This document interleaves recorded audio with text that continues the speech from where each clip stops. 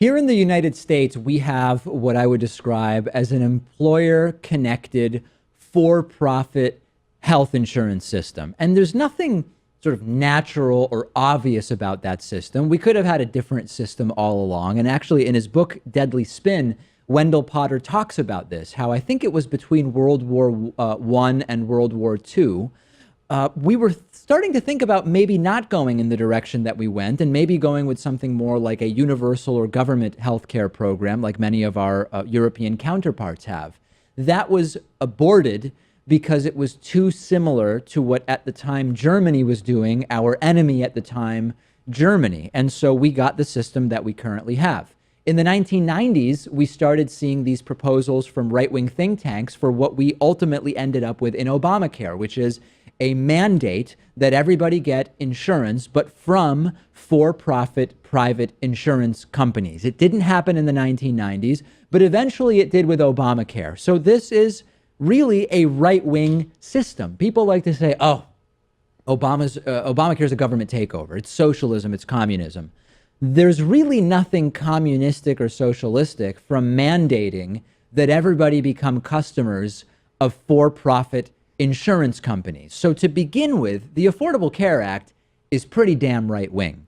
The problem now for Donald Trump and Republicans is that they campaigned for over a year on repealing and replacing Obamacare and made totally impossible promises about what the end result would be. You saw dozens and dozens of symbolic votes in the House under the presidency of Barack Obama to repeal the Affordable Care Act, which wouldn't have made a difference. It was a waste of time because it wasn't going to pass the Senate. And if it did, President Obama would have vetoed it anyway.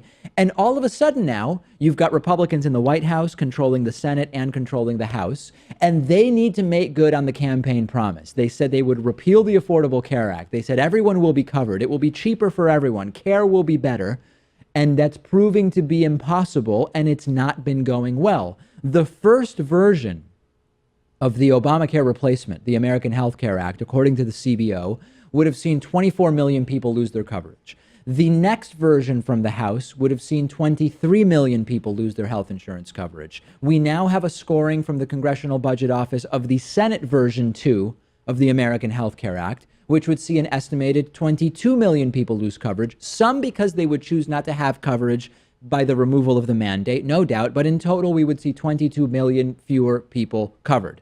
So Mitch McConnell said, we want to vote before the 4th of July break that starts this Friday. We now have learned not going to happen. Mitch McConnell throwing in the towel, saying we've got to go back to the drawing board. We need to make changes. We need to make amendments. It's not going to happen before the 4th of July break. And to be perfectly clear, this is not failing, Pat, because of Democratic obstruction. This is Republicans who can't get 50 votes together in the Senate.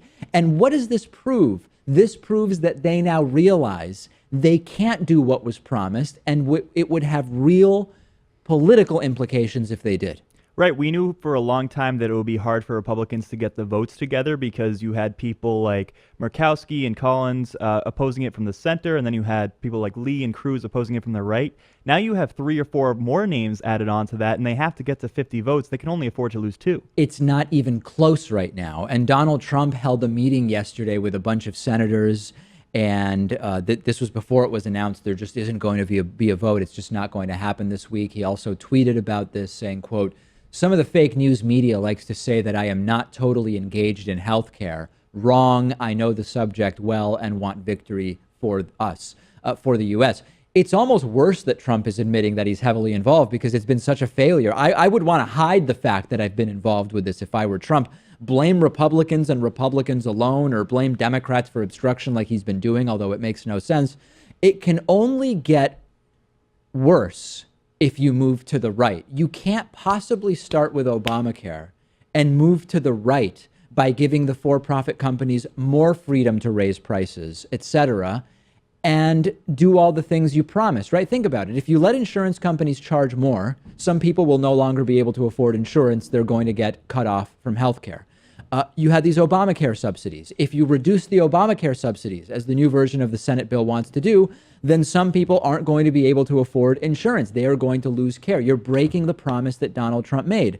You could say, well, we'll let companies keep costs the same for most people, by charging people with pre-existing conditions more.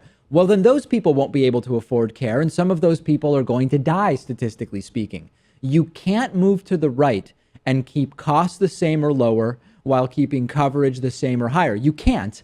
But here's the thing I want people to understand, Pat. This isn't over, right? Now Republicans are going to make some changes. They'll probably get a slightly better scoring from the CBO, and they're going to try again. So now is when you've got to contact your senators and your members of the House. Right, exactly. And people have to understand that there is an alternative to the Affordable Care Act, but the sensible one is not to move to the right. We see this bill has a 17% approval rating. How about we propose something like Medicare for all, single payer? Well, I'm going to talk a little bit later on in the show about that in the context of Bernie Sanders, the progressive movement, Senator Elizabeth Warren. I've got a lot to say about that. And I think you're absolutely right, Pat, that there needs to be a paradigm shift on the left. But we'll get to that a little bit later.